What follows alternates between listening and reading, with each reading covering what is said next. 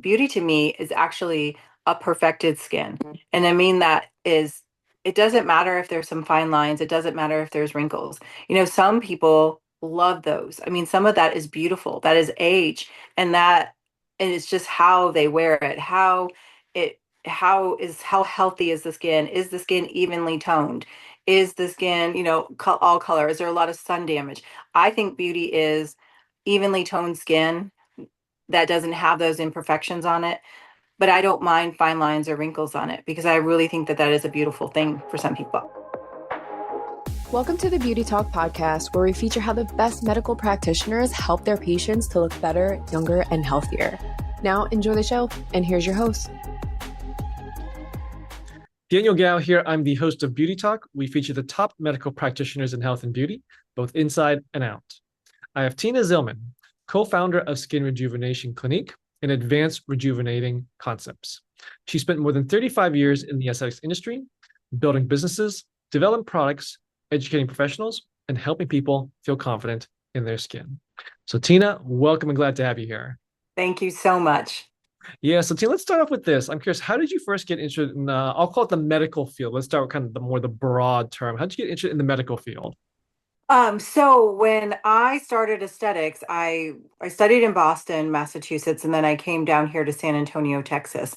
When I came down here, there wasn't a whole lot of people in the industry doing aesthetics, especially chemical peels, working med spa. Not even doctors were doing stuff like that. So I ended up going to work for the cosmetic counter at one of the local department stores because I wasn't sure if I wanted to still do skin. And behind us was Dermablend, which we used to have a lot of plastic surgery patients come there to get concealed and camouflaged. And then I was like, there's got to be somewhere where estheticians and doctors work together. And there wasn't. But I started marketing and putting feelers out to the top plastic surgeons in the area to see if some of them were interested. Dr. LeBaron Dennis was a plastic surgeon, but specialized in burns. And he was like, yes, I've heard about this at our conferences. And I'm really interested in working with an esthetician to help perfect the skin. Let's get it. There was several lines involved at the time where that they were working with doctors. Physician's Choice was one of them. And I studied with Margaret Ansira, and we studied beta hydroxys on the skin. So I was able to work with burn patient skin. I learned and went into surgery with the doctor and saw grafting of the skin. So kind of like building the skin from within, and was able to really kind of grasp the knowledge of rejuvenation and skin from that basic viewpoint of seeing skin being debrided and taken off and then regrow, and how it regenerated itself was a big part of my education. Okay. And so what caused you to want to start your own practice? I mean, why not just kind of work for another place? Well, so we ended up growing out of what we called the medical center. So at the time, we were in like a tall medical building. And, with the medical industry, Mondays through Fridays, is generally what they worked back then. And so there were a lot of people that we were missing on the weekends and in the evenings. Once the tower closed down, there was nobody really practicing in there after like 5 or 6 o'clock at night. So we uh, grew out of the doctor's office, and he literally asked me if I wanted to take the business to kind of like the level of like being out like a store or in a strip center. And he just kind of said, you've done beautiful with this practice, go and run with it. And we were able to start. He had Skin Rejuvenation Clinic, so we got the incorporation for Skin Rejuvenation Clinique, so that we were not competing. But he didn't do skin after that, so he continued to do practice until he retired. He was pretty much near retirement, but he started working a lot with burn patients, he went from burn patients to elderly patients that had sores and wounds. So we weren't, he wasn't doing much more plastics. So he basically gave me the business and said, here, run with it, have it. And you started it, you did a great job. And that's how it started. So did I know I was going to really do that? No. I was terrified once I left that office because I moved into a 2,000 square foot facility that had seven, eight or nine treatment rooms, and there was just me. And at the time, my husband, who was doing all of the financials and bookkeeping, and that was it. And we had to fill that place, and we had to figure out how to fill that place just to make the rent. Wow. So now that you have you actually have three locations, We but a do. little bit deeper into the treatments that you provide at these locations. What would you say is some of the most common treatments that your clients and your patients come to you for? So when we started, there was nobody doing Hispanic skin and hyperpigmentation. So at the time, doctors weren't even touching it because it wasn't a medical problem. It was more of an aesthetic problem. Now it's big business, so you see it everywhere. But at the time we were starting, we got a lot of press, a lot of publicity, and a lot of TV. So that really helped us out where ladies would be saving their money that had, discoloration and had Hispanic skin, they'd be saving their money for months just to come in and get that cream or lotion or treatment. So we decided early on that we didn't want to be a facility that only catered to just the wealthy. We wanted everyone to be able to afford skin care, basically. And we believe that it was part of the whole growing old gracefully. So when we started it, we started what was called a rejuvenation facial. So it's a combination between a European facial and a medical peel. And we combined it both together. So it starts with like a cleansing and then a cleansing and exfoliation with you pick a peel. So lactic, glycolic, salicylic. So just a light skin peel. Extractions, high frequency, massage, mask. And this is what was our rejuvenation facial. We even cleaned up the eyebrow. That is what we've been known for a very long time, is taking that kind of treatment and turning it into a clinical treatment, but still having enough relaxation. So if you've had a really stressed day, you're going to still feel good about coming in. And so that at the time when we started was, I want to say, $60 for the treatment. Mhm. Remember, that was 35 years ago. It is now only $79. So, everybody else in the industry, like some of my peers are like, how do you do that? I mean, how does that work? And I'm like, because a lot of different, I employ a lot of young ladies. So that's the starting point. Someone can get in and start doing skincare for $79 with us, um, but it's not that's not just all we do. That is just so everyone can afford it. Now there's stuff like dermaplaning that's added to that. So like a dermaplaning facial where you take off the vellus hair, we can add dermaplaning to that, and that adds about another $20. We do a lot of microdermabrasion, not as much as we did in the beginning when we started. I mean, microdermabrasion was the way, and how we did it was we scrubbed everybody's skin and we microdermed everybody, and then we found out, wow, there are people with broken capillaries. Yeah, we removed the sun damage, but guess what? We compromise the skin a little bit. So we don't do as much microdermabrasion as we do ultrasonic. Ultrasound and ultrasonic facials have been wonderful. They use ablation, so they ablate the skin. So you're ablating, which means like power washing the skin. It's 27,000 pulses per second that whirls the water and kind of causes it to evaporate off. So you're taking skin, oil, and makeups and dirts all off at that same time. And then we go ahead and penetrate moisture into the skin. So that has been probably the most profound treatment that we have done, the one that we do the most of, because you can do it on everyone and everyone feels the results. Because then the third mode is more of like a lymphatic drainage. So it drains out any of the waste and toxins so that cause puffiness or puffy eyes, or just or retention of water. So you get a nice, firm, tight look to the skin, along with the penetration of hyaluronic acid. So that is probably one of our staple treatments, and that's $97. Again, everybody's like, wow, that's an amazing treatment for that price. But again, our whole concept is based on numbers, how many people we can treat. It's not just like, well, let's treat three people a day and charge them $400 a facial. We're out to touch as many skins as we can, and I'm about out to employ as many girls as we can get booked because I am helping them with their livelihood, and teaching them with these treatments. We have girls that have been in the industry 3 and 4 years that come into our training, or into our facility and say they know exactly what to do. They know exactly how to do facials. And then we put them to the test and find that they've just been really just thrown in after school and have had no mentoring and no perfecting. And that's a really sad scenario because they're charging money for facial treatments.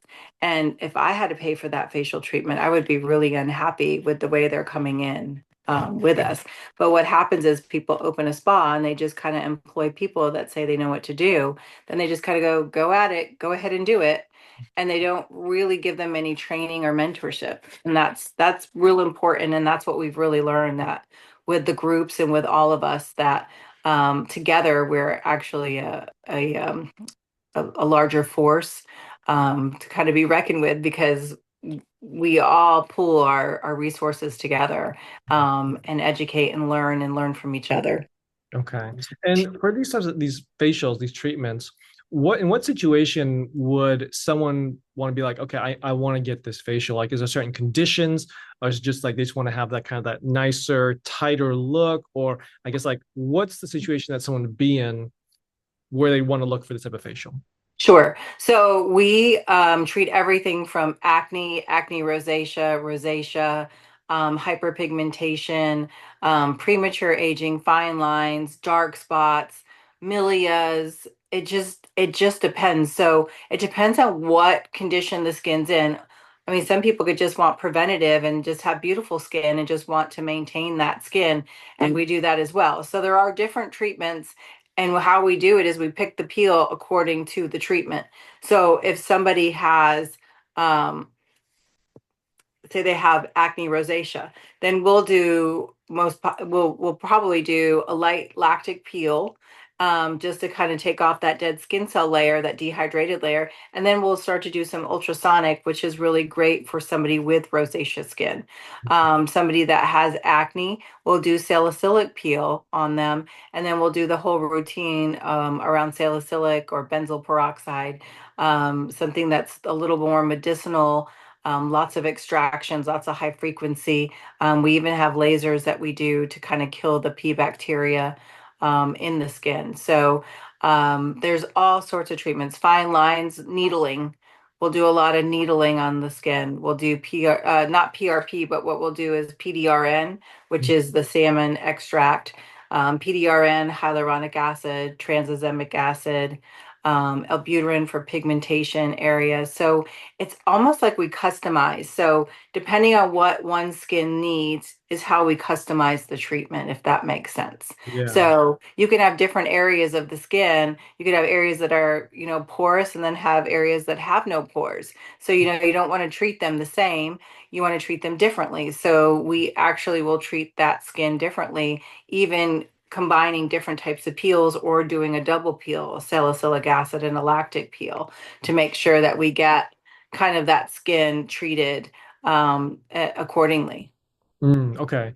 And so when it comes to skin treatments or just skin conditions or even the treatments that you offer, what would you say are some of the most common misconceptions or myths that you hear from your clients when it comes to skin health, skin care, or even skin treatments?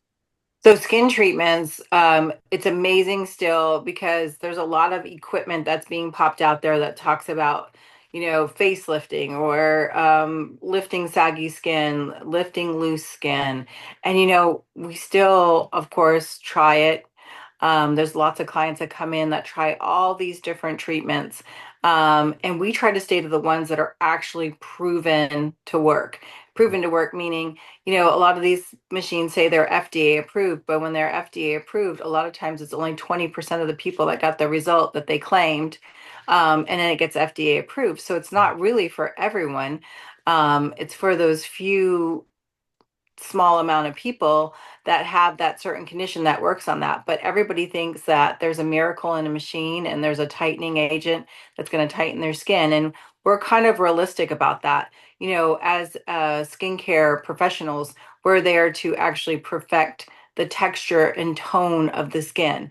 You could have very beautiful skin and still have some deep wrinkles or some sagging skin because of one, gravity, two, loss of weight, loss of fat. And as an esthetician, that's not something we do. We really work with perfecting the skin, large pores, fine lines, discolorations. These are what we actually work at perfecting. So, misconception is that skin can be tightened with a laser or a piece of equipment, and it has some longevity to it. Temporary, yes. Longevity beyond a day or so, no. Interesting. Interesting. Yeah. Good to know on that one. Now, Tina, I want to shift over to advanced rejuvenating concepts. I'm going to just call it ARC, just so I don't have to keep saying that Yes. name.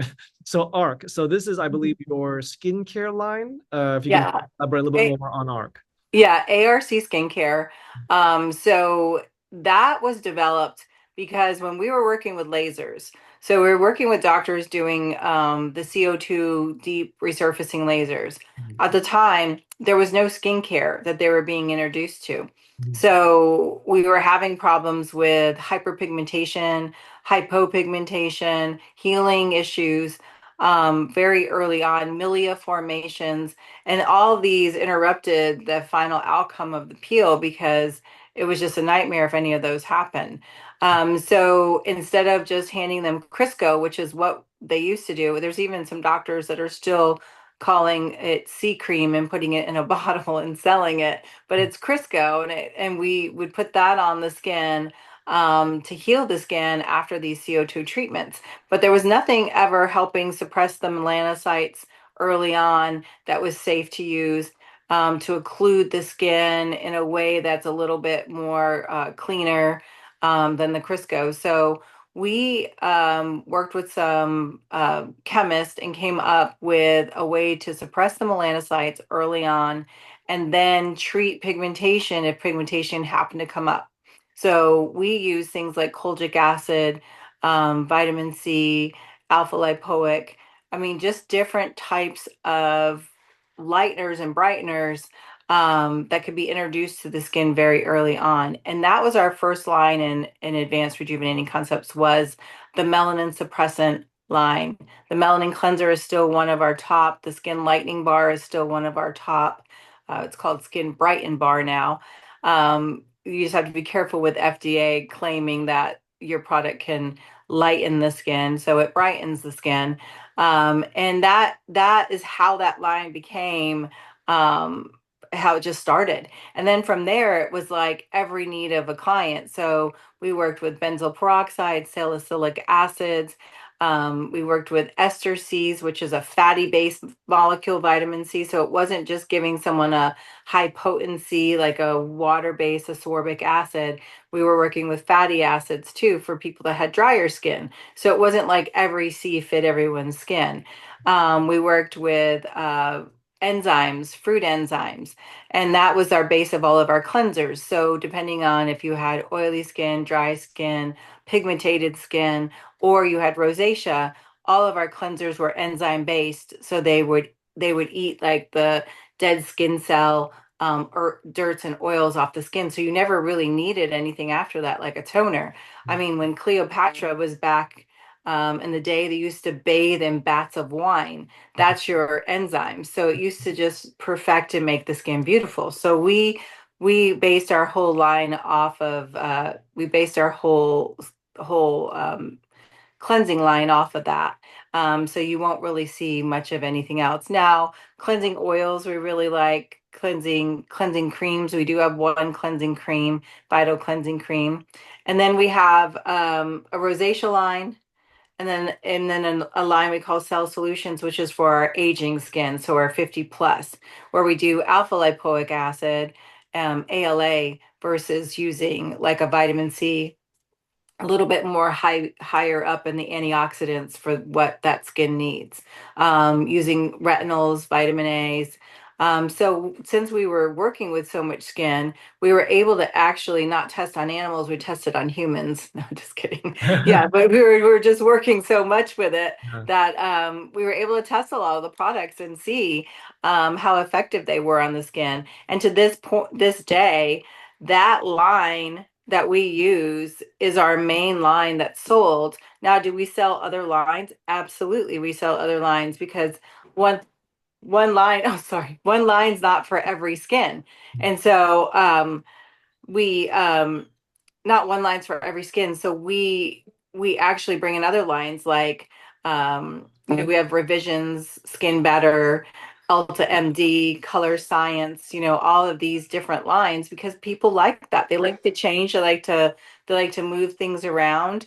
And the skin changes. So as much as we have in product, we like people to have variety as well. So with all of those lines, they really help us out there. Another thing we brought all the lines in for is because people will come to us um, from other facilities and they're already using these. They'll come from dermatology offices or they'll come from plastic surgery offices. And they're using like the Ulta MD, sunblock, or they're using another product. And it's good that they see that we carry that and have the variety. Also, we gain that business from retail once they start seeing us. Mhm. Okay. And with your the actual brick and mortar locations and also with the skincare line, how important do you think creativity plays in how you approach skincare? Creativity is very important. Kind of figuring out the trends, seeing ingredients. When we get ingredients that come across our desk, they come in kind of like a white paper form, and on there it'll be like they'll show like some pig skin, they'll show some results that this ingredient actually had on the skin. And then it's like putting it together. Yeah, so when we get them, we also now have to put a consistency to them, a fragrance to them.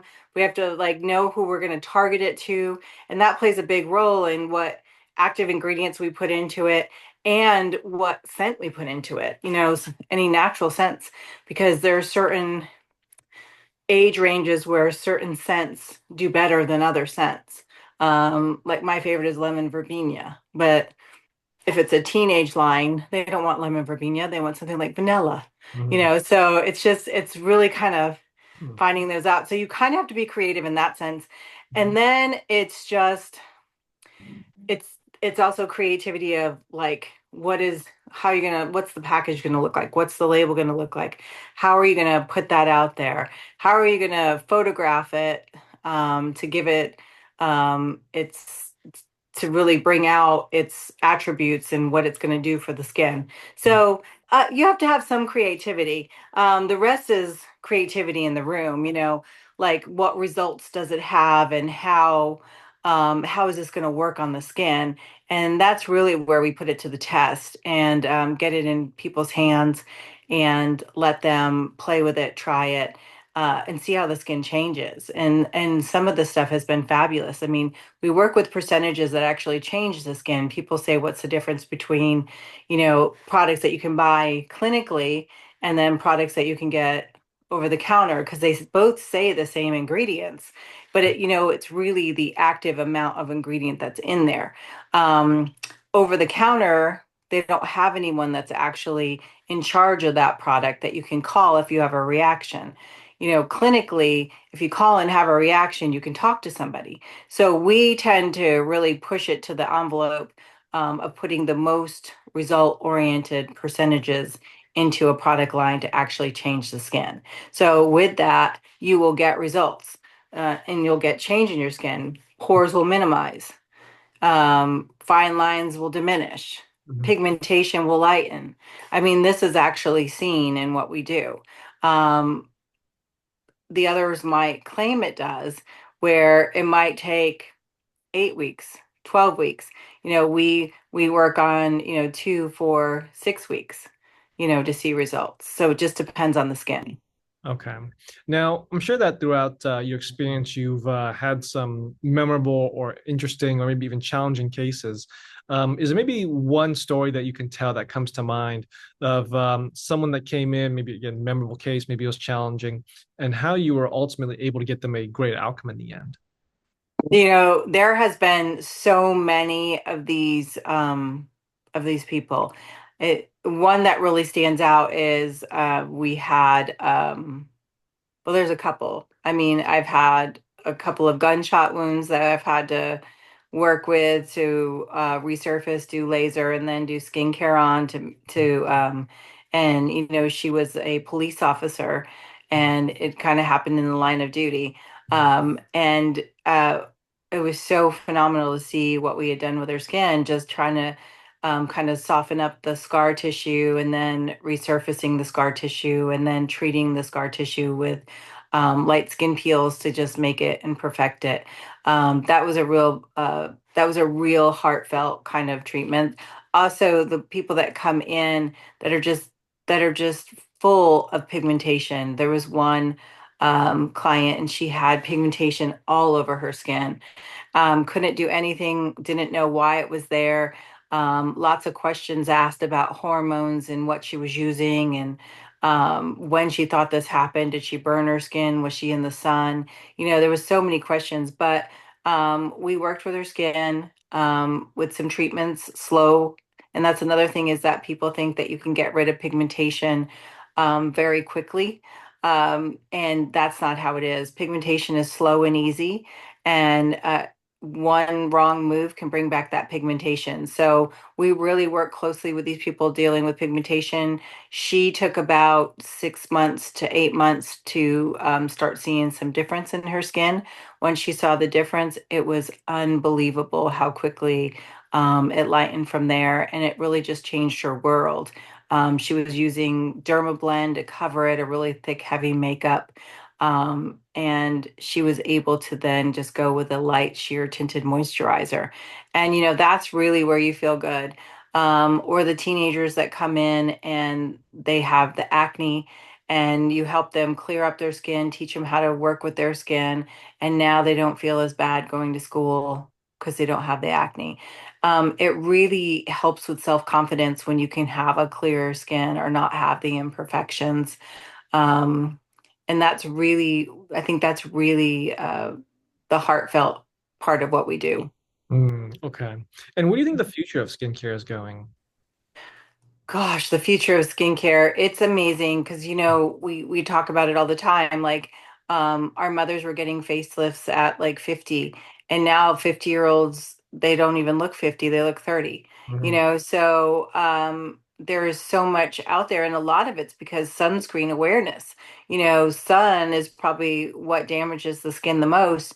And when I was growing up, baby oil and iodine was what we used to sit out in the sun. I just didn't have the patience to sit there for that long. So my friends got baked and brown, and I always stayed this color being from up north. And now I'm in Texas, and I'm still pretty light. But sunscreen has definitely changed our industry.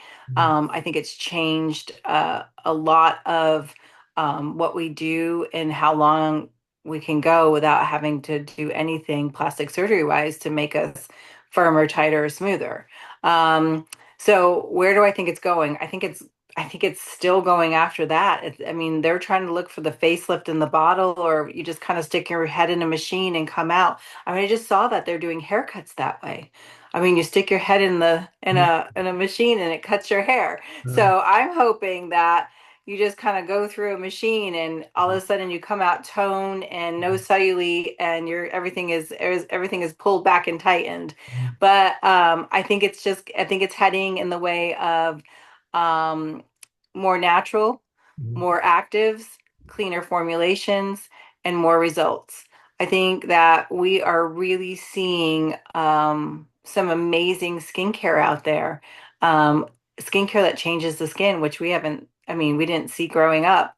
And so I think that the formulations are just going to get better and better and better. Good to know. Now, with your business or businesses, Skin Rejuvenation Clinic and ARC Skincare, what's your vision for these businesses? My vision is for these to kind of keep growing. We do have a division where we do like filler, Botox, Mhm. some diet consulting, semi-glutide consulting. Uh, and that really goes hand in hand, our laser departments. And if I were to say, if someone were to ask me where our company would grow, in analyzing it, that's where it would grow, is just more into um, the realm of filler, Botox, Dysport, and grow that way. We're already growing quite consistently yearly on our skin and our skin treatment divisions. And I see more growth in doing more of the med spa, but more of it like Botox and filler. And no, my estheticians never do Botox and filler. The only people that we allow to do that that are nurses that are actually physically trained and certified, and we have a medical director that oversees all of them. So I am not um, I am not a big fan of estheticians stepping outside their realm and doing things that we were not trained to do. So I know there's a lot of people out there that do injections, and that's just not us. Got it.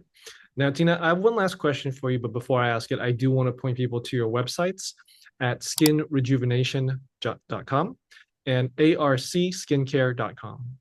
Now, Yes. last question for you, Tina. What does beauty mean to you? Beauty means to me. So I'm an artist at heart, and that was what I was gonna go to school for. Mhm. And I see beauty in everything. So beauty to me is actually a perfected skin. And I mean that is, it doesn't matter if there's some fine lines, it doesn't matter if there's wrinkles. Some people love those. I mean, some of that is beautiful, that is age, and that and it's just how they wear it, it how healthy is the skin? Is the skin evenly toned?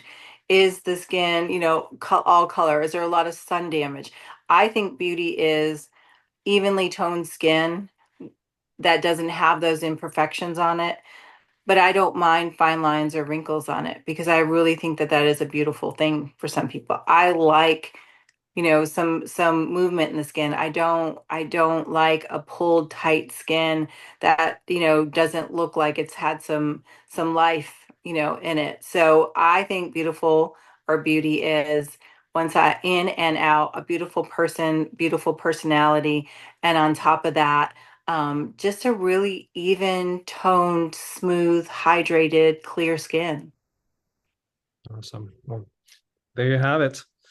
Tina sharing your expertise. So, Tina, where can people contact you in your business?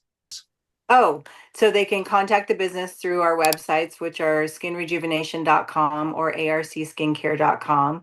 And then if you have a question for me, just go ahead and put that into the subject line and it'll get to me. I also do consultations, so I can talk to people about skin. We have educators that also do consultations for people that maybe not don't live in our area but just have really a lot of questions about their skin or what they should do next. So we do a lot of that too over video chat. Awesome. Well, Tina, this is a lot of fun. Thank you Thank for you. coming on. Thank you for sharing your message. Thank you so much. Thanks for listening to the Beauty Talk podcast.